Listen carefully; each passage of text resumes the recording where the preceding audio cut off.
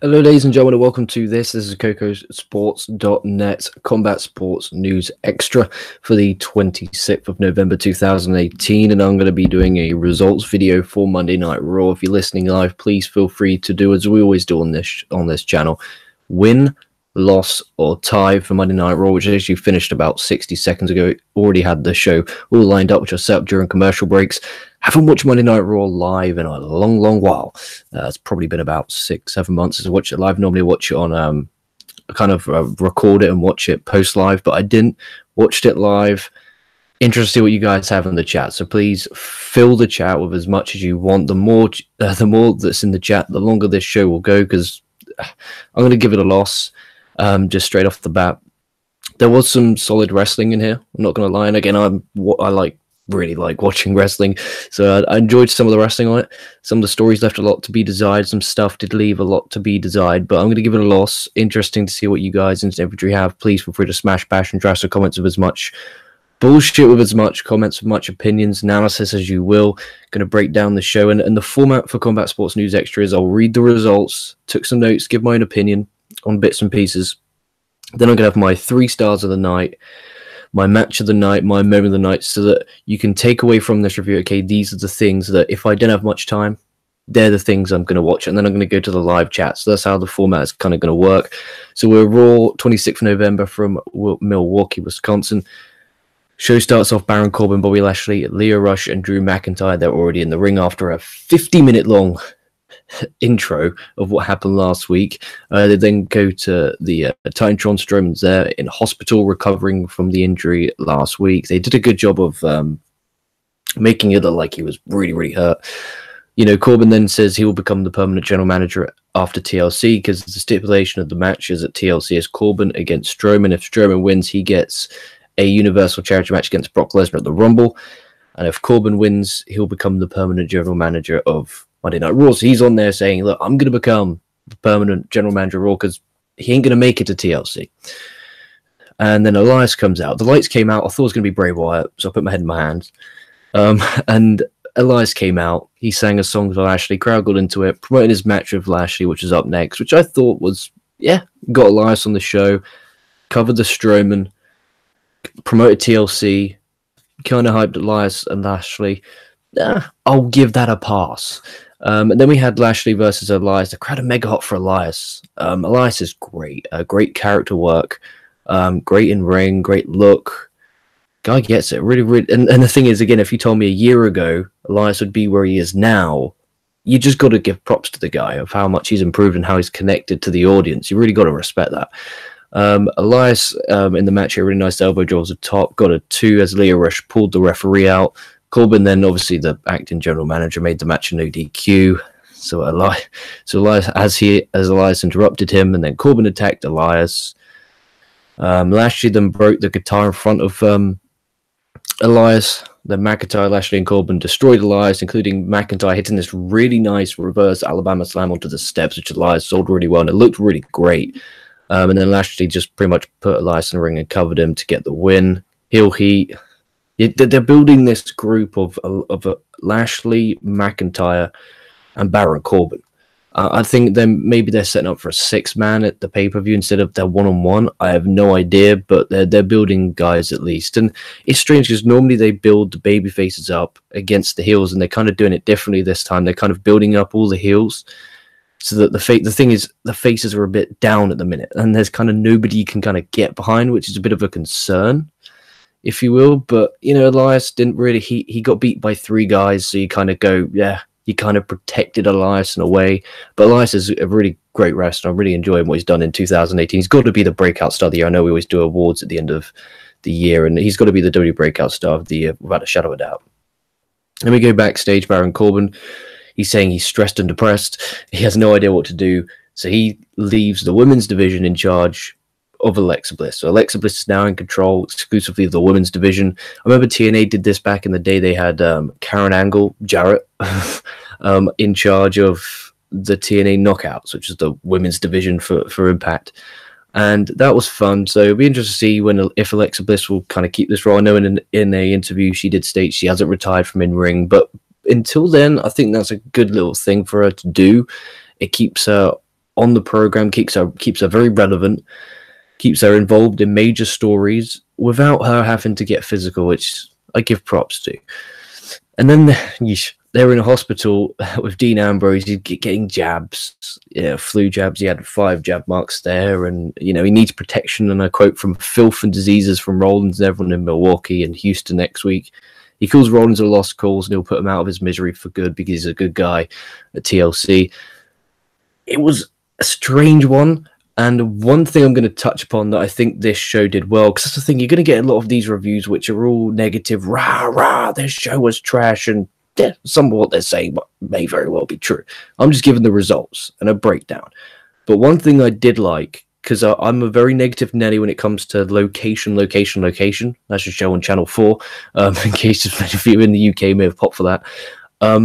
But I like the fact they did things in different places. There was hospitals, there was different backstage areas, rather than just all doing it in a confined space. I like when they do that. I like these like parking lot brawls and stuff like that. Then we had Lucha House Party against the Revival.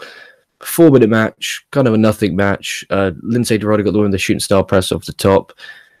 The Revival, what's happened to them? How the mighty have fallen. I remember them back in NXT. These guys are they're not getting booked very well.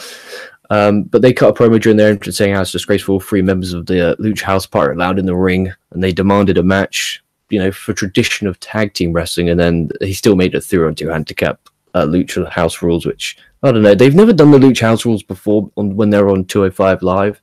So it doesn't really make sense. And Renee Young last week talking about how it's the Freebird rule. That's not the Freebird rule. The Freebird rule is there was 3 guys, and we didn't know which 2 were going to wrestle, but all 3 are wrestling. So it's not a Freebird rule. It's a new rule. And does this mean every match is now just going to be a 6-man tag? Or fuck it, we just transition the tag titles into 6-man belts. It's what are we going to do it? And then Nia Jax and Tamina Snuka come out. Jax still got mega heat, obviously, what she did with Ronda Rousey. Not Ronda Rousey, with Becky Lynch. It may not be the most moral thing to kind of keep going and pushing that as a storyline, but I respect it in a way, because you're carrying on building Nia Jax's character, as well as remembering that and kind of making Becky Lynch still relevant, even though she's not on this brand. It's kind of positive spin on it in a way. Jax, she hyped the TLC match against Rousey by saying Rousey hasn't been the same since their match at Money in the Bank back in June. Rousey music hits, she comes out. A good reaction, which is good, because I saw a video online of Rousey get really upset with the reaction she got at SummerSlam. Survivor Series, which is pretty upsetting. Rousey then challenges for the title match right now. Jax says she declines, not because I'm scared of you, it's because I just finished washing Becky's blood off my knuckles, and I'm stalling for time. And then Rousey clicks. And then Tamina's here, Rousey's here, and Jax is here. So she's really caught in this sandwich. And then Natalya comes out to make the save, but then from out of nowhere, Riot Squad attacks Natalya, and then Rousey runs out and saves Natalya as the Riot Squad then gets out of dodge. It did its job in a way of building multiple stories in a segment. You're building the Natalya against Riot Squad, the Rousey against Jax, as well as the Natalya and Rousey friendship. So I can see that from a story point of view. Did it do it enough to make me excited for Jax and Rousey? No, it didn't. But it did a different purpose. So it didn't do the purpose you think it was going to do. It did a different purpose. But I think they need to do a better job of hyping up Jackson and Rousey. I hope next week that they do something big to make me go, you know what, I can't wait for TLC. Because at the minute I'm kind of like, yeah, TLC. And then with the Raw Tag Titles, I had the AOP defending against Rude and Gable. The match is going on. Maverick leaves with Bobby Roode's jacket. He gets a robe, so he puts the robe on a toilet and pisses on the robe. And I'm not joking. And that distracted Rude, allowing AOP to get the win. If you enjoy childish comedy, you may find that funny. If you're, 6-year-old LK watching this, you're going to go, that was fucking hilarious. Nearly 22-year-old LK watches that thinking, what am I doing? And then Ember Moon defeated Alicia Fox, promoting the mixed match challenge stuff. That was pretty much the purpose of that. They're doing that stuff. Mahal versus No Way Jose. Mahal won with the Kalas. This was kind of this phase of Raw where it was like 20 minutes of really boom short matches. Got everyone on the show. So haven't seen No Way Jose in like 16 years. So at least we got to see him. And then Seth Rollins comes out for his IC Open Challenge. And again, if you watch Combat Sports News earlier on today, I was actually quite excited about this. One of the things I was looking forward to. Rollins, guy's mega over. Him and Becky Lynch are the two most over wrestlers in Raw and SmackDown right now, without a shadow of a doubt. Ziggler then is the one who accepts. He says he's the best in the world and going to be the next IC champ.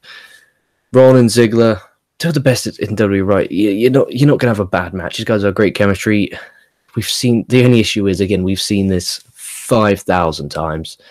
This summer. I would have liked if they came up with something a bit different. I touched upon on the show. I would have been interested if they went down the Lars Sullivan route.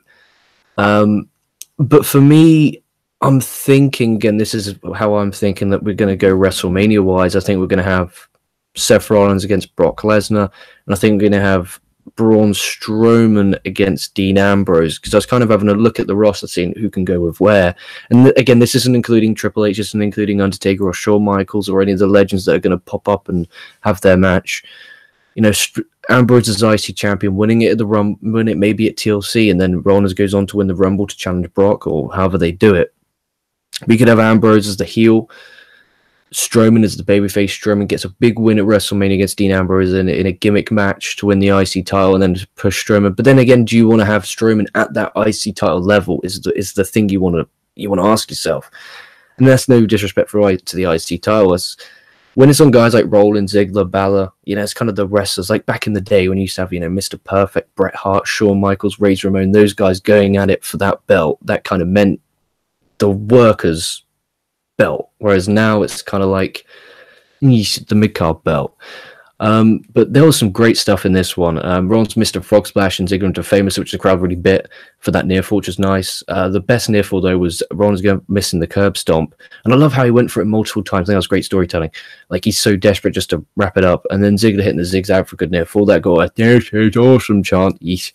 Rollins then hits a superplex followed by a Falcon's Arrow to get the win. I like the fact they got the win with the Falcon's Arrow, because that move is really gorgeous, the superplex into Falcon's Arrow. The technique and the way how he pulled it off in one motion, it's absolutely brilliant. Props to Rollins for hitting that move every damn time, and I'm glad that he got the win with it, because Rollins has such a unique arsenal. Like, he's got the curb stomp, he's got that basically the rip off from the Rainmaker into the knee. I like the fact he's getting wins with different moves. Standing ovation, good match, recommend it. Without a shadow of doubt, you guys need to go out of your way to watch this. Rollins and Ziggler had a really great match. Best match of the show, without a shadow of a doubt. And then we had Alexa Bliss presenting an open forum with Sasha Banks and Bayley. Some fan, quotation with the fan bit there, asked what they would do to change about the Raw's women's division. Banks says, how about we send Alexa Bliss to SmackDown Live? And 6 people giggled in the crowd. And then from behind, Mickie James, Fox, Brooke attacked Banks and Bayley. And that's the thing. There's no kind of happiness on this show. If one thing I complain about the story of the show is there's no kind of happiness on this show. It's all doom and gloom. It's kind of all heat.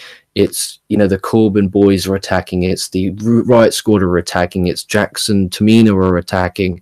It's, James, Fox, and Brooks attacking. It's AOP, taking the piss out of Rude stuff. It's kind of all doom and gloom, and it's like, I get you need the heat to make the baby faces bigger, but at the same time, when you're constantly berating and battering the baby face, it's kind of like, I want to get behind these guys, but when I do, they're just going to get sneak attacked, or Corbin's just going to change the fucking rules. And it's like, eesh. They had Finn Balor versus Baron Corbin in the main event. I would have liked it if they did some more promos.